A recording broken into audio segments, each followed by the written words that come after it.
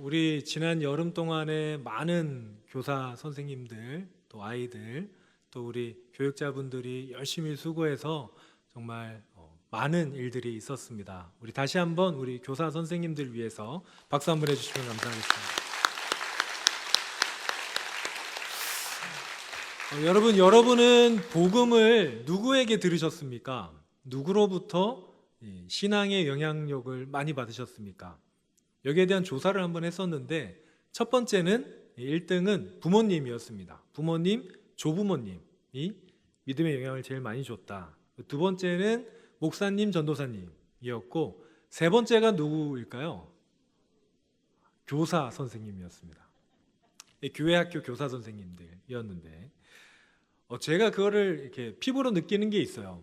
어떤 권사님이 저한테 얘기를 하시는데 자기는 교회학교 선생님 때문에 교회를 다녔다는 거예요. 왜냐하면 원래 교회를 잘 안 다니는 어린이였는데 교회를 갈 때마다 선생님이 너무 밝고 따뜻하고 옛날이니까 먹을 것도 챙겨주고 하니까 교회에 오면 그 선생님이 좋아서 왔다는 거죠.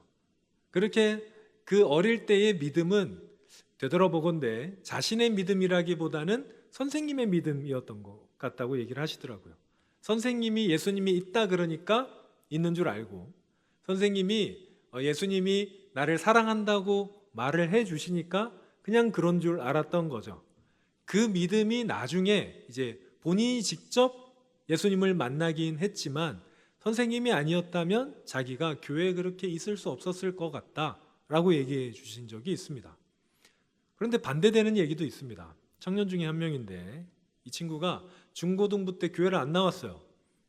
왜 그러냐니까 중등부에 가서 얼마 지났는데 어떤 선생님이 그날따라 유독 왜 그런지 모르겠는데 자기한테 좀 짜증을 냈대요. 그럴 수 있죠. 그런데 그게 본인한테는 너무 상처가 돼서 그 다음부터는 교회에 나오지 않았다가 나중 돼서야 다시 나온 친구도 있습니다. 여러분, 우리는 지금 교육보고 예배를 드리고 있는데 그래서 여기에 많은 선생님들이 계십니다. 그런데 여러분, 믿음이라는 게 방금 말씀드린 것처럼 이렇게 머리로만 가르치는 게 아니잖아요. 성경 공부를 해서만 믿음을 가르치는 게 아닙니다. 처음에 말씀드린 그 선생님은 따뜻한 미소, 환대 이런 걸로 하나님께서 나를 사랑하신다는 것을 알려주셨습니다. 그렇게 따진다면 여기 있는 선생님들만 우리 다음 세대들의 교사가 아니라 여기 있는 모든 분들, 우리 다음 세대들이 교회에 와서 만나는 모든 분들이 교사의 사명을 받은 줄로 믿습니다. 그 사명을 공고하게 하는 이 시간 됐으면 좋겠습니다. 물론 이제 연말이 조금씩 다가오니까 사명만 받지 마시고 교사로도 실제로 오시면 더 좋겠습니다. 아멘이 없네요. 디모데 전서는요, 바울이 자신의 영적인 아들 디모데에게 보낸 편지입니다. 디모데가 어린 나이에 교회를 담당했기 때문에 바울이 디모데에게 좀 목회에 관해서 이야기를 한 편지이기도 합니다. 그래서 신약 성경을 나눌 때 복음서, 서신서, 역사서 이렇게 나눌 때 서신서 중에 바울 서신 중에 특수한 것들을 구분할 때가 있는데 예를 들면 옥중서신 이런 것이죠. 옥중에서 쓴 편지, 마찬가지로 목회서신이라고 해서 디모데 전후서와 디도서를 우리는 목회서신이라고 이야기합니다. 바울이 디모데, 디도에게 보낸 목회에 관한 편지이기 때문입니다.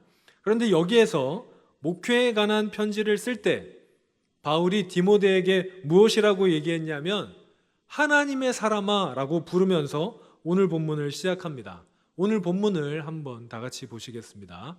오직 너 하나님의 사람아, 이것들을 피하고 의와 경건과 믿음과 사랑과 인내와 온유를 따르며 믿음의 선한 싸움을 싸우라. 영생을 취하라. 이를 위하여 내가 부르심을 받았고 많은 증인 앞에서 선한 증언을 하였도다. 아멘. 바울이 디모데에게 하나님의 사람이라고 부릅니다. 여러분, 하나님의 사람이라는 호칭은 아무한테나 주어지는 게 아니라 구약시대 때는 선지자나 왕 같은 사람들한테 붙여지는 호칭이기도 했습니다. 바울이 디모데에게 이런 호칭을 붙이면서 바랐던 것이 무엇일까요? 그것은 올바른 하나님의 사람이 되어서 다시 올바른 하나님의 사람을 키우라는 이야기일 겁니다. 여러분, 바울이 처음에 디모데를 만났을 때 디모데가 몇 살이었을까요? 10대 후반, 20대 초반 정도라고 생각을 합니다. 지금이 언제냐면 한 20년 정도가 지났을 때예요. 바울이 처음 디모데를 만나고 약 20년이 지났습니다. 그동안에 바울은 디모데와 함께 사역하고 함께 동역하고 때로는 가르치고 혹 때로는 도움을 얻으면서 함께 사역을 했겠죠. 그래서 결국에 바울이 가장 아끼던 교회 중에 하나인 에베소 교회를 디모데에게 맡깁니다. 그리고 이제 너가 가르쳐야 될 시기라고 이야기를 합니다. 자신이 가르쳤던 제자인 디모데에게 다시 그들이 커서 교사가 되어서 다시 사람들을 맡기는, 양육을 맡기는 바울의 심정입니다. 아마 여기에서 나이가 좀 있으신, 연세가 있으신 분들은 이해를 하시겠죠. 여러분들이 이분들의 선생님이셨잖아요. 이분들이 어릴 때 여러분들께 배웠습니다. 그리고 이제 이분들이 커서 다시 교사가 되었죠. 여기 있는 어린이들이 이제 한 20년, 30년 뒤면은 다시 교사가 될 겁니다. 그러면 이럴 때 무엇으로 가르쳤습니까? 바울이 가르친 것은 무엇이냐면 삶으로 가르쳤어요. 믿음과 인내와 온유, 여러분 어디 많이 들어본 거 아닙니까? 갈라디아서에 보면 성령의 열매가 이와 굉장히 비슷합니다. 성령의 열매는 뭡니까? 인품이고 인성이고 삶의 열매예요. 여러분, 우리는 머리로 가르치기보다 삶으로 가르쳐야 되는 줄 믿습니다. 바울은 디모데에게 너의 삶으로 가르쳐라. 내가 너를 그렇게 가르친 것처럼 너도 이와 같이 가르치라 라고 이야기합니다. 그리고 오늘 하나님께서는 오늘 본문을 통해서 우리에게도 같은 말을 하십니다. 그 과정이 얼마나 힘든지 바울이 뭐라고 얘기했냐면 믿음의 선한 싸움이라고 이야기했어요. 아이를 가르치는 게 쉽지 않은 길이라고 얘기합니다. 싸워야 될 정도로 쉽지 않은 길이래요. 그렇지만 그것을 통해서 우리가 잘한 것처럼 여러분 믿음의 선한 싸움을 잘 싸우실 때 아이들이 제대로 커가는 것을 우리가 보게 될 것입니다. 사랑하는 성도님들, 이 바울의 권면을 오늘 마음 깊이 간직하시기 바랍니다. 그리고 결단하시길 바랍니다. 나를 보고 이 아이들이 자라는구나. 나를 보고 이 아이들이 믿음의 성장을 이루는구나. 여러분, 만약에 이 아이들이 부서에서 핸드폰을 예배 시간에 보고 있다면 쟤들이 어디서 그걸 배웠을까? 찾지 마십시오. 나에게 배운 겁니다. 이 아이들이 지각을 해요. 애들이 어떻게 지각을 할까? 우리한테 배운 거예요. 그렇다면 이제 우리가 가르치려면 어떻게 가르쳐야겠습니까? 우리가 올바로 해야 합니다. 그러면 됩니다.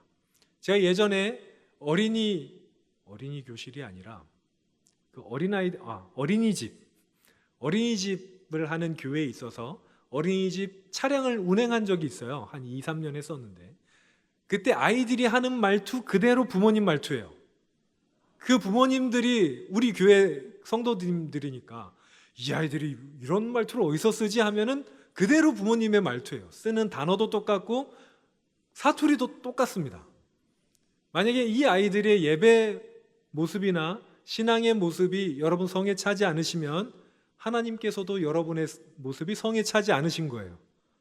우리의 모습을 바꾸면 아이들이 바뀐다는 믿음을 가지시고 우리 여기 있는 교사 선생님들 뿐만 아니라 여기 있는 모든 분들이 우리의 삶으로 우리 다음 세대를 가르치는 교사의 사명을 잘 감당하는 모든 하나님의 사람들 되시길 바랍니다. 기도하겠습니다.